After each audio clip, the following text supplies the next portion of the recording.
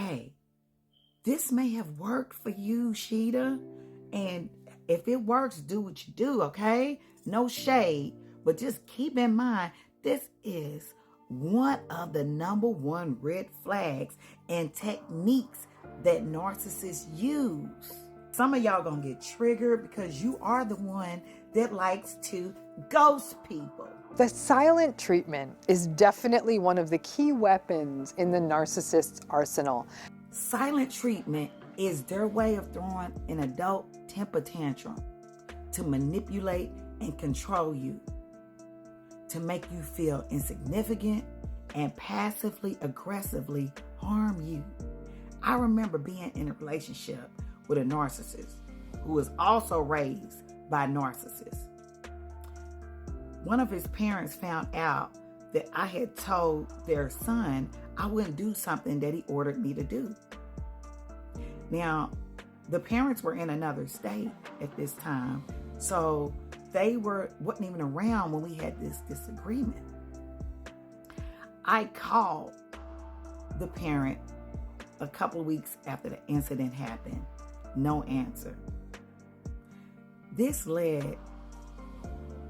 went from weeks to months of no answer to any of my calls and texts.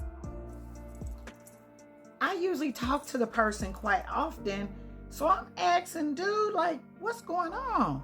And he made up all these excuses talking about, which was true, but that the person had been beefing with everybody in the family. The person had got cussed out by some people in the family. And since they had been beefing with everybody, they were just laying low, but didn't have any beef with me. I'm like, what the hell's that got to do with me? Well, my guy, he later revealed that the parent had found out about our disagreement, and that's why the parent was ghosting me. Mind you, this person never expressed that they were upset. Just used this very immature tactic to mentally manipulate me.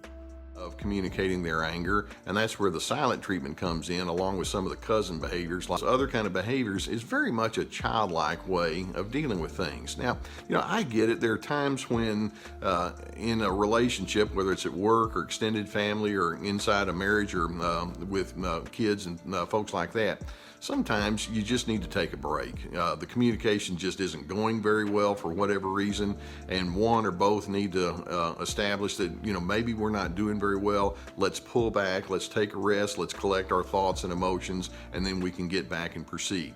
That actually can be a good coping skill. When a person, though, like that narcissist gives the silent treatment, it's not for the purpose of collecting themselves. Basically, their covert message is, you're beneath me, I hold you in contempt, you deserve to be punished. And you need to make sure that you know what my style of thinking and living is like. And so if this is going to make you squirm so that you can conform, I'm willing to do it. Or it reveals that this is a hurting and struggling kind of person. This is an individual who doesn't really have a lot of strength on their own interior. There's an insecurity because healthy relationships are willing to have that give and take. And this actually happened multiple times within this family. If they got upset with another family member, they would just try to cut them off. If they felt like you were being too honest about an issue within the family, then you were asked out, okay? And they're not gonna be brave enough to come and talk to you about any situation and think that they may be wrong, or even give you a chance to be wrong and say and apologize. They are going to use the manipulation tactic of the silent treatment.